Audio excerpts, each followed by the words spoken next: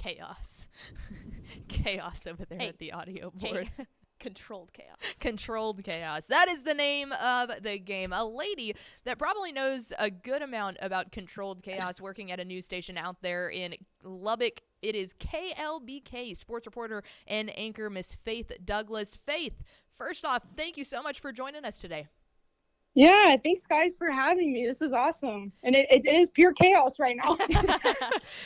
Chaos and football season tend to be synonymous, especially around here in the great state of Texas. And that's our first question for you is anytime we bring someone onto Women Talking Football, we love to ask them a little bit, give us your elevator pitch, who you are, how you ended up in Lubbock, and what you're enjoying about it so far. Yeah, so I actually ended up back here because I was first of all, I was born in Shallowater, a town about 15 minutes outside of Lubbock. And then I grew up in Canyon, which is right up I-27 near Amarillo. And then I came back here for college, went to Texas Tech, graduated last year, and I've been working at CBS ever since. So I guess in a way I'm from here and haven't really left. So it's kind of a dream come true in a way because I love Lubbock sports. Absolutely, man. That is really cool to be able to cover the teams around your hometown. And speaking of those teams, obviously, season started last week, a good week one for everyone across the state. But did anyone, there's always good teams out there, but did anyone surprise you at all in week one? Well, we had a team last year within Lubbock ISD, the Monterey Plainsmen, that struggled and went winless the whole season, and they got their first win last week in week one. So that was really good. I will say though, I got to mention Cooper versus Dumas. They beat them 42-0. I think Cooper's going to be pretty dangerous this year as far as going deep in the playoffs. And Dumas occasionally will have like really good teams, and they've had several good teams within their district the last several years. So they might have had an off night and an off week or whatever, but I think Cooper is doing really well, at least for that first week. I'm going to keep my eyes on them all throughout the season for sure. They've got a huge game against Hooks this week. I think that'll be a big telltale sign for them. Oh, yeah.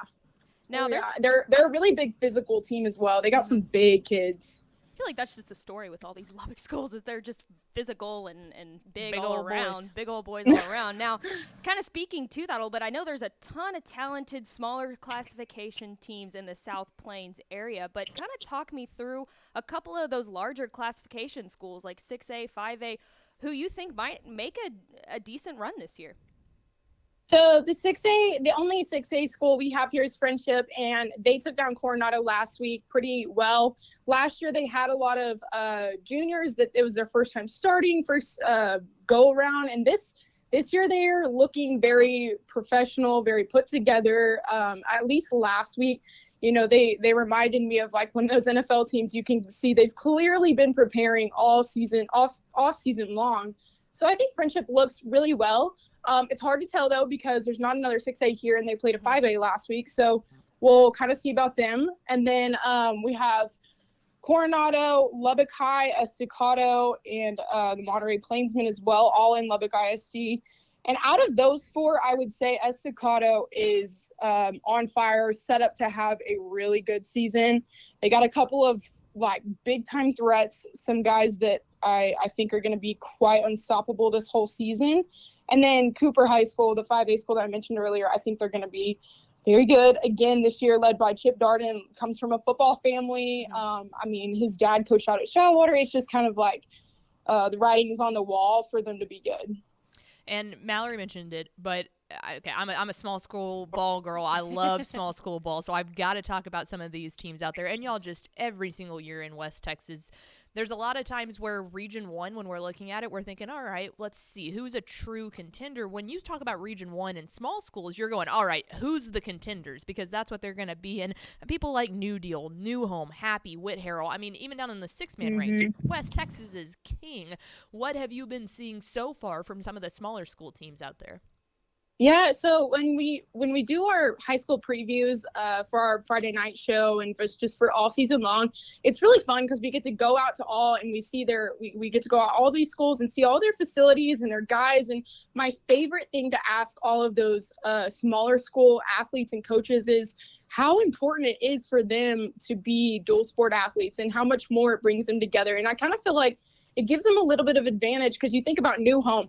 They were really good last year in football, basketball, and then went really far in playoffs in baseball. So it's like all these guys, and it's the same set of guys. And, of course, they lose, like, seniors and classes like that. So when I'm thinking about those small-town kids, I'm thinking, one, they're probably doing a lot more than just football practice right now. And they will all season long. So I think about teams like New Home.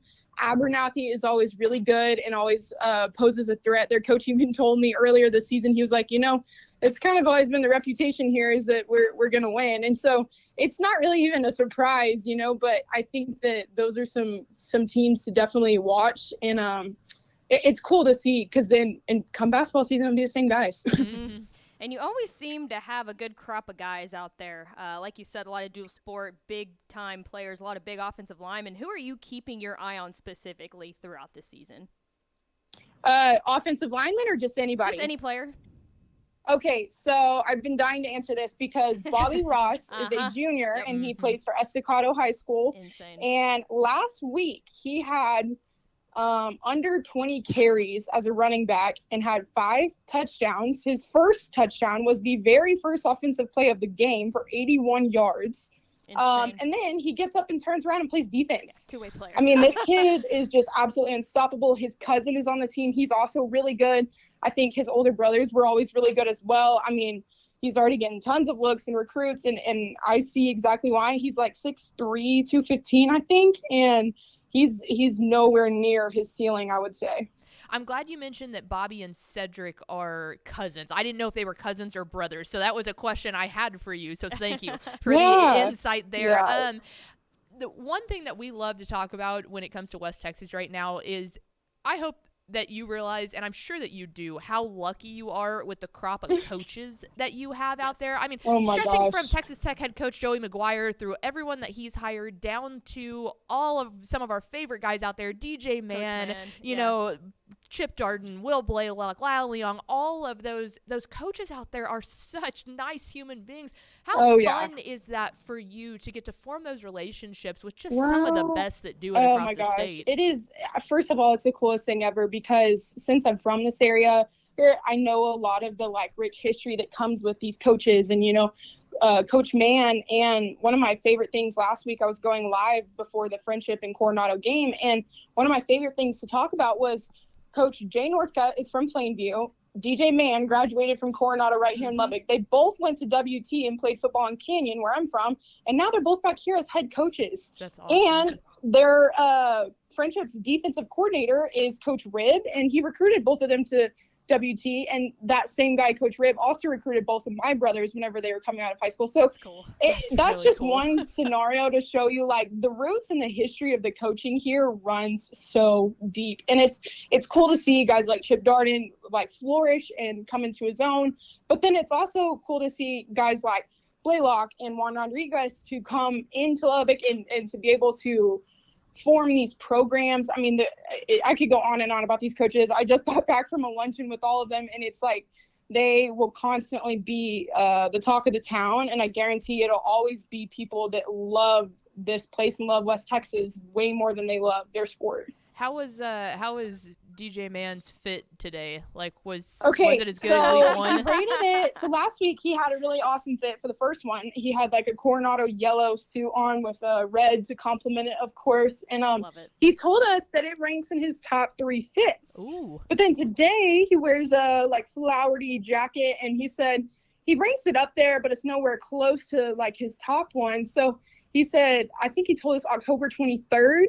To expect a really big time one out of him. So that's definitely something to put on your calendar. That's awesome. I love that. All right, last question I got for you before we let you go, and this might be the most important question that you get. If we're coming to Lubbock soon, where are we going to stop and eat? Okay, so I would have to say, oh man, I've been coming to Tech football games my entire life here, and I've never not gone to Spanky's near or on a game day. And it's right off of University. It used to be literally like the size of a closet, and now it's expanded, and it is. You have to get the cheese sticks, and it's just the best burger and fries, and you can walk right over to the game. That's awesome. Well, there it is. She is Faith Douglas, sports reporter and anchor for KLBK out there in Lubbock. Faith, thank you so much for joining us. We hope that maybe we'll be crossing paths with you sometime soon. Yeah, for sure. Thanks, guys.